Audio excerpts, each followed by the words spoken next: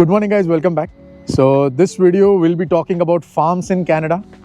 Right now I am in a cattle farm and sir is with us. He'll be explaining everything about the farm. And before starting the video, please like, share and subscribe so that everyone knows how farming is done in Canada.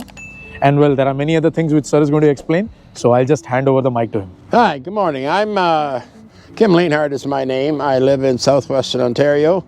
I've sort of semi-retired, but I still run a small operation with I grow some crops and I raise some livestock. Mostly my livestock is beef cow calf operation.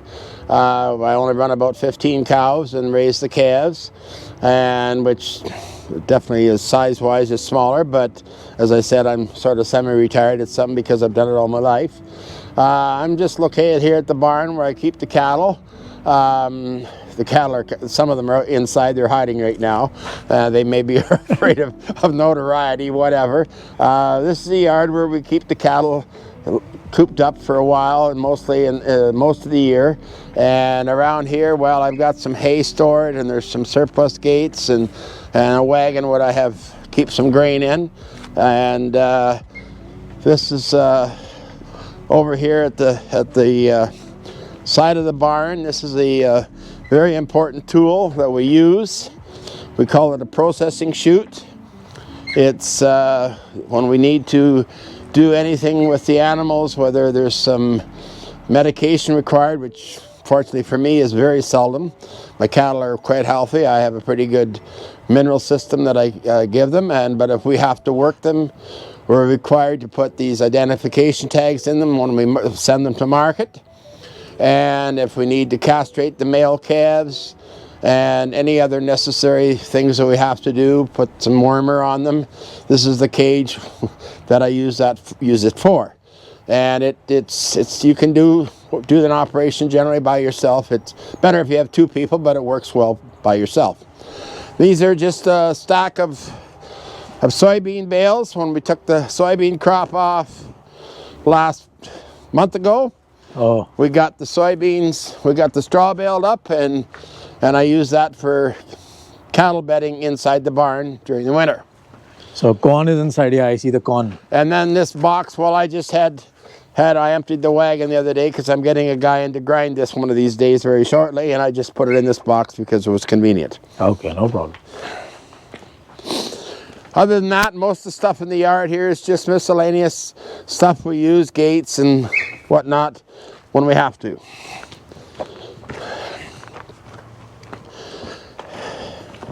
There's my best tired man, my dog.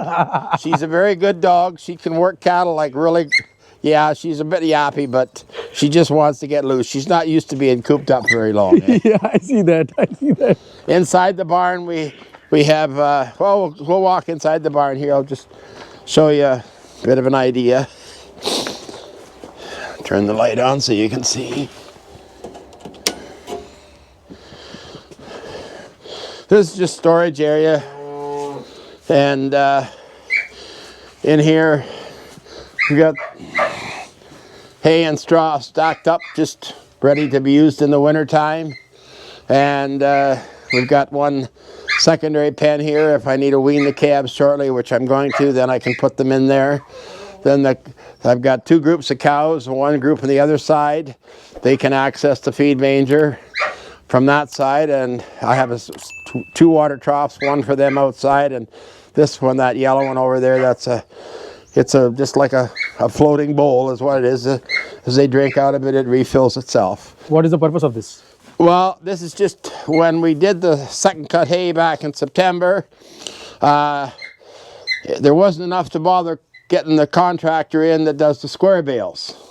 This is square bales here, okay, because they're rectangular, whatever. Okay. And he's lives quite a bit further away. So I called a guy up to do the round bales. Normally we make the round bales big, like 4 by 5. That's the normal size. But I said, could you make some smaller ones for me? Because I can put them over the manger with the little compact tractor that's sitting over there. I can get in and over the manger, you know, instead of having to do it all manually, which is not really feasible. So we got some of the smaller ones made. so I can replace the square bales with the round bales. That's what it is. It's just depending on the bale. I mean, some are hay and some are straw, but they're just stacked in here because if we get a lot of rain, we've been pretty dry this fall, the driest fall I've ever seen in my life, but you don't want the stuff to be outside getting wet because it deteriorates the quality and the value of it. And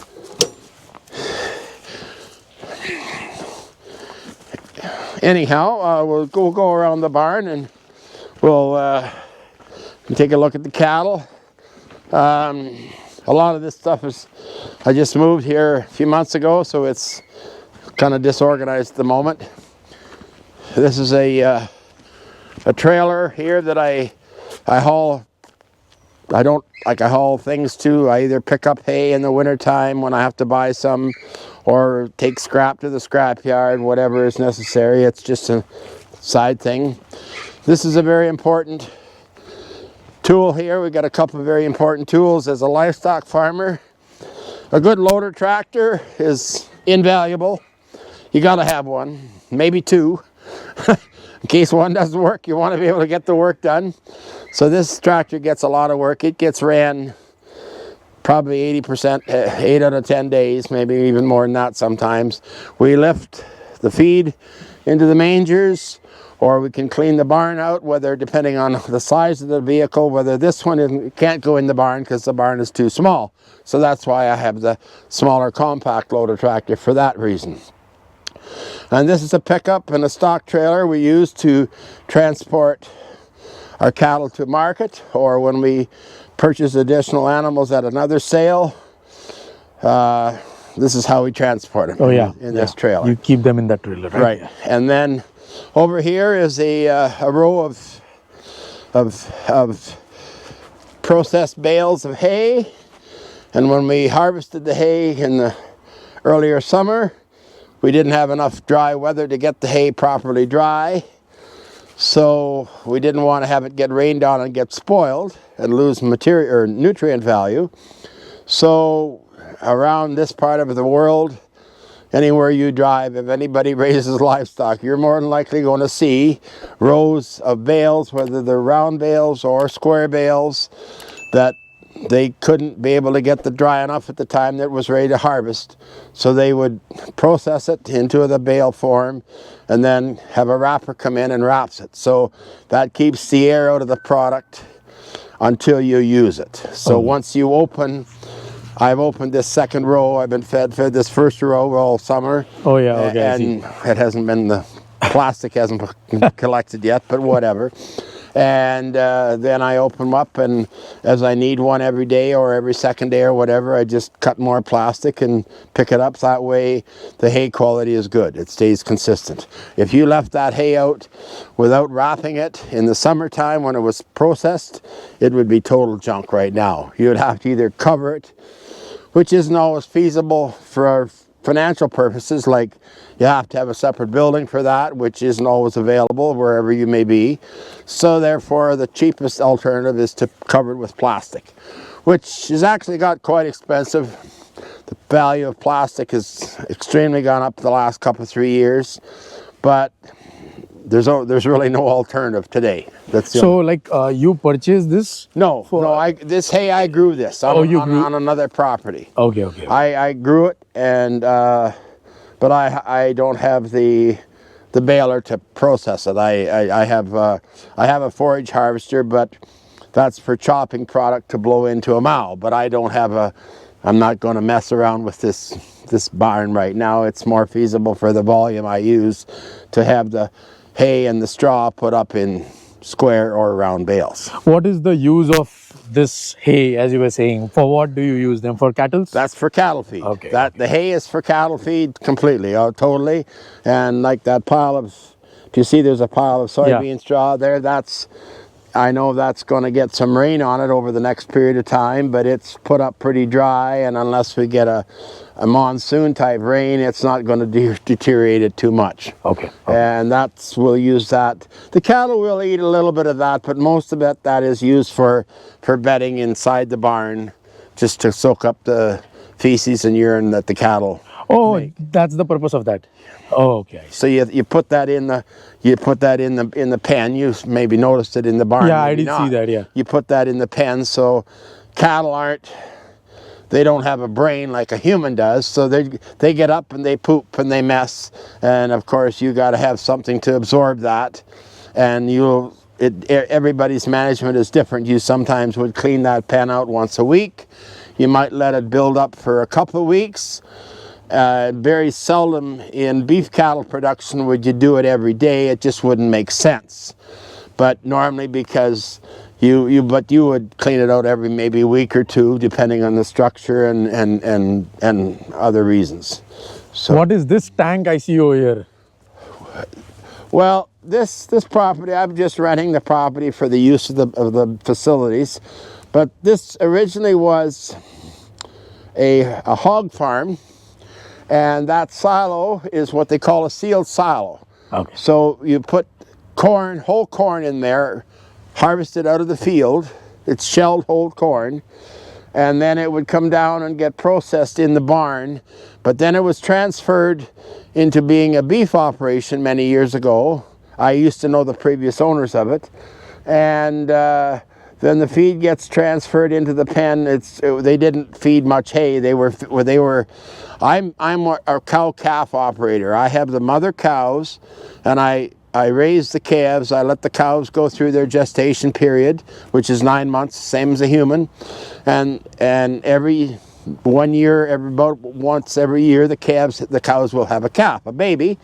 And of course, if you manage them right, they're going to have that calf every year. You got to take care of them, and then after the calves are 8 to 10 to 12 months old, well, usually I wean them somewhere around 6 to 8 months old, and then I maybe keep them for a while and feed them for a bit, and then I market them to the local auction market, where they get sold as stockers. And then generally 90% of the time, the next person that buys those calves at 500-600 pounds, whatever they weigh, then he will take them to market weight at 12 to 1,500 pounds live weight. So I don't finish the cattle. I don't have enough resources, and I would rather put my effort into just raising calves. I see. So that's cows and Yeah, all? those are the cows out in the field there that different breeds. I run a mixed herd. We've got a couple of Charolais cattle with the white ones, and a large part of my cattle herd is Angus based, red and black Angus, and I even have a Hereford cow too, but those are just different breeds. So this is what you have, right? Yeah. So these many cows you own? Yeah, well, there's Yeah, there are a few 4 in the barn that didn't want to come out there in another pen. They were located at a different facility. They were on a place for the summer for grass, and I just brought them home a couple 3 weeks ago, and I just left them in that separate area. So what are they eating over there? I saw you bought some stuff from outside or from your other place? Yeah, generally speaking, in a beef cow-calf operation, without a doubt, the far and away largest expense is feed, and it probably comprises 80% of your cost. So whether you grow it on land you own or rent, or whether you buy it, it's a very high percentage of the cost of raising cattle. So where efficiencies can be made is locating, if possible, or using alternative feed sources that aren't normal. The normal diet of a beef cow in this part of the world is hay or grass or corn silage, which is a fermented silage crop of whole plant corn. Those are the 3 major ingredients. Well, it doesn't matter, but it's just a fact of life. Like I said, the percentage of the cost of raising a calf his feed is way at the #1 list.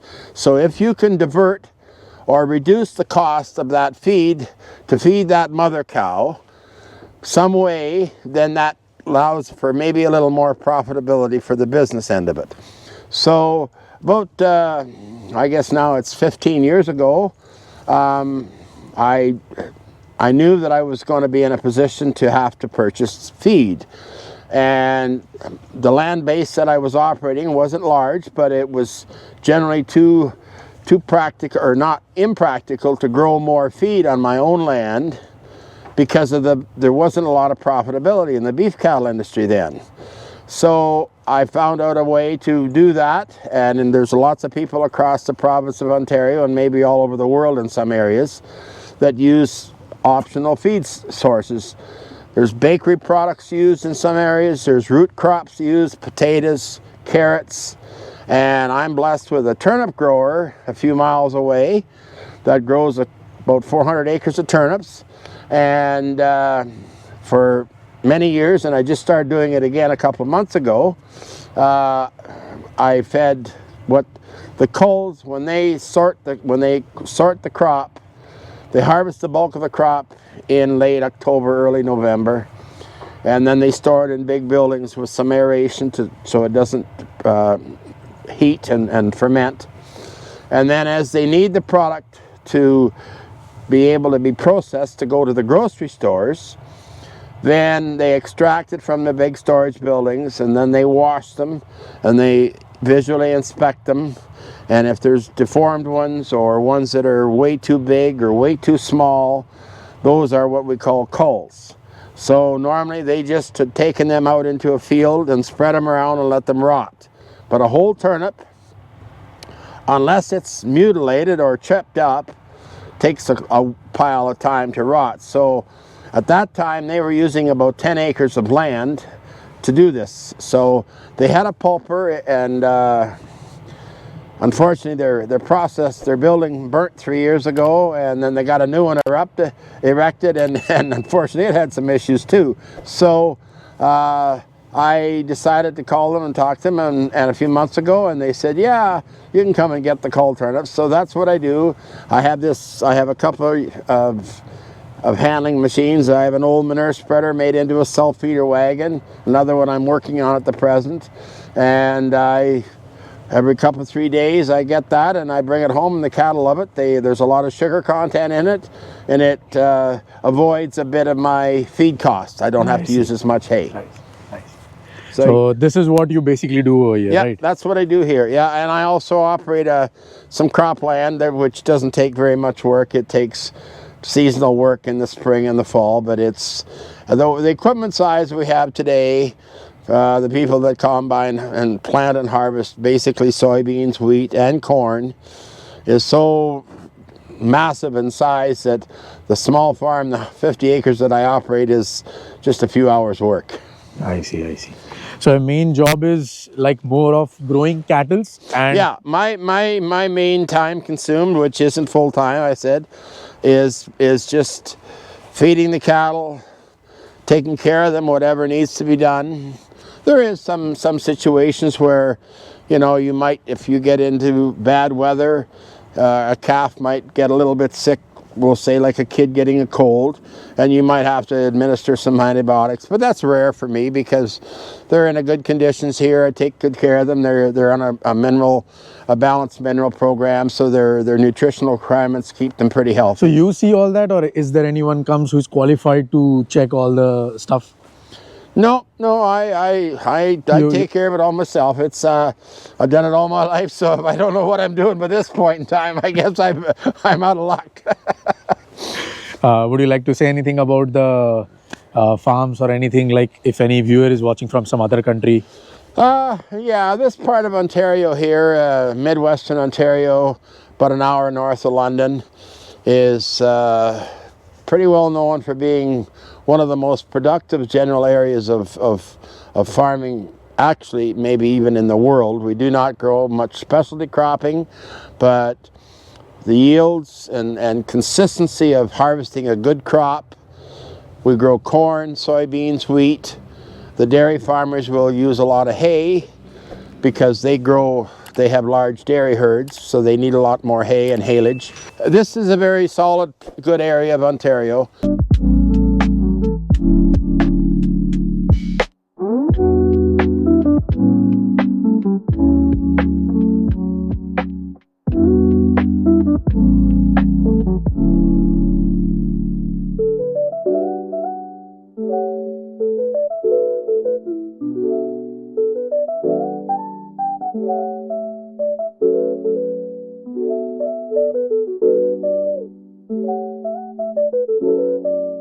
you.